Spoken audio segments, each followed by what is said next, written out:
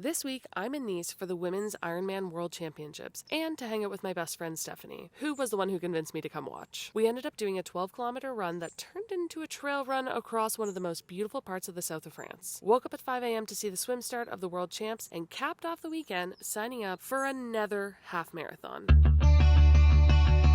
Alright, let's dive straight into my weekend in the south of France. I did decide to do my morning run before hitting the train at 8 a.m. and after about 6 hours of waking from the train, I was able to go straight to the beach in Nice and join Stefanie. Then we headed straight to our rental in Villefranche-sur-Mer, which is, without a doubt, one of my favorite places in the entire world. And that evening over dinner, we had a debate of where we should do our 12-kilometer run the next morning. So we made the decision to actually scrap going to Nice for our run and do it right from the doors of Villefranche. With Stefanie, and we are in Villefranche-sur-Mer this morning. That's where we're staying while we go have our little girls' weekend.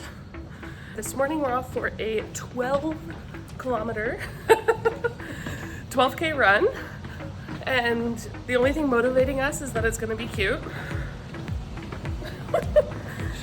Should be cute. But yeah, so that's the plan, and then we can enjoy all the pizza and gelato guilt-free the rest of the trip. Oh, it's so pretty.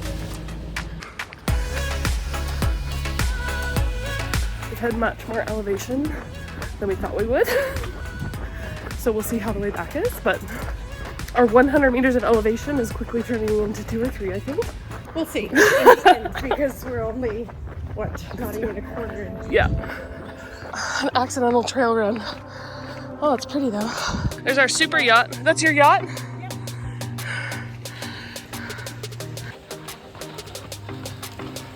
All right, our 12K run has turned into a trail run.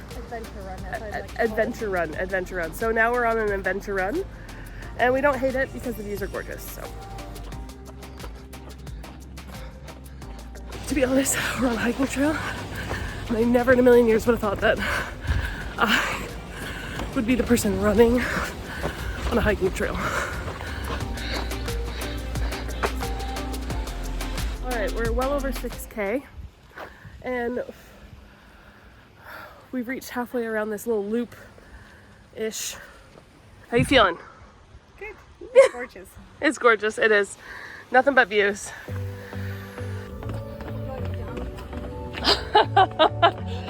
Down, down we go.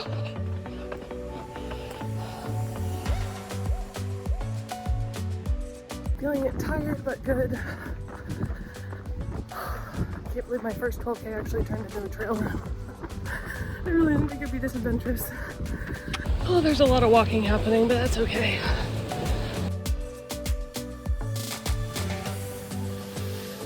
We are stopping to take videos of the waves because it's so pretty. And my tendonitis is acting up in my foot, but we're gonna keep on keeping on and just enjoy the views. It's rare you get to run in such beautiful conditions, so no complaints. We're leaving the gorgeous views by the sea, heading back to Villefranche. There's some walking going on. This is a steady incline coming out of, what is it, Saint-Jean-Cap-Ferrat? Something like that. Cap-Ferrat. 2 different things. Whew. We're back in Villefranche.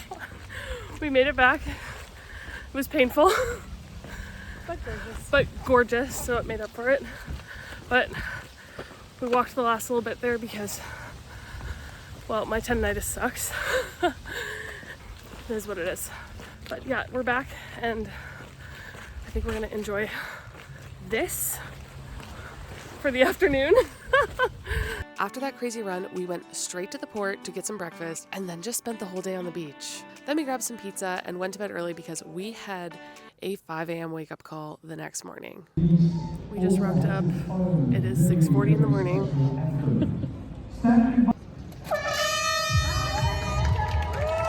Alright, so on Sunday I didn't get to vlogging too much because we were really too busy running around, being present and having a great time enjoying the atmosphere of the Ironman World Championships for women. We saw some amazing pros like Kat Matthews and Laura Phillip battling it out on the run for that title. Amazing, so cool, and they are so fast. And then we did see Stefanie Joshi from Nanny Foodie Fitness on YouTube, and that was super cool, and she's such a baddie. I mean, who else would qualify for World Championships off their first Ironman?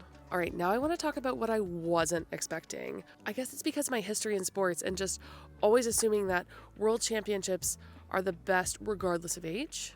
And don't get me wrong, the pros were that. Obviously, they're professionals, they're in the pro leagues, they're the best of the best, doesn't matter what their age is. However, with the way that Ironman works, you actually qualify via your age group. So what was amazing was seeing the pros, but then also seeing everyone else. There were 1,400 women. 1,400 women in the World Championships. How awesome is that? The age range was 19 to 72. Crazy. It was awesome. It was so cool.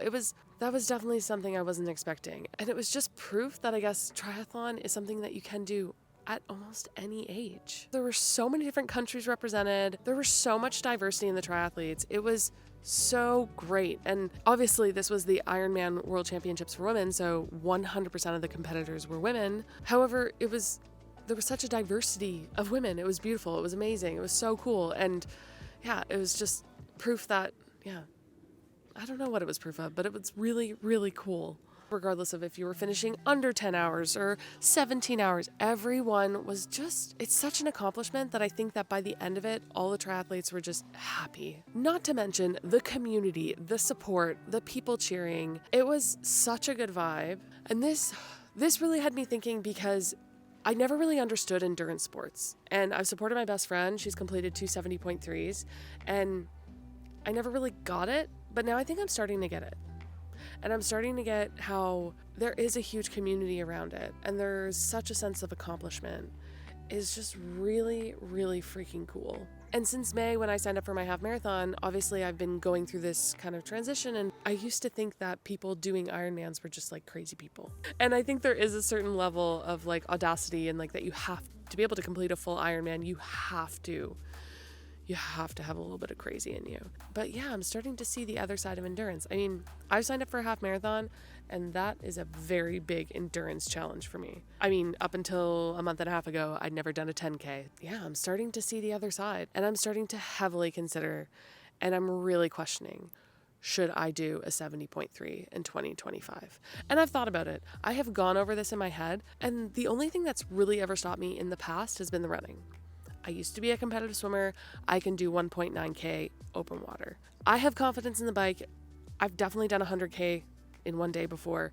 I can do that. It's the run. It's that big, scary half marathon at the end of a 70.3 that has probably stood in my way. But I'm going to finish that in 1 month. So 4 weeks from tomorrow, I will be completing my first half marathon. And I told myself that I have to wait till the end of that race to make my decision. Because also, like, what if I hate it? But yeah, I would say, obviously, I've had some kind of crazy mind shift in the last couple months because I literally have footage of me saying, I will never do this. And arrived with the bikes and the bags. Bike singular. I was just going to say, are you participating? We have plural life. I think it's safe to say never.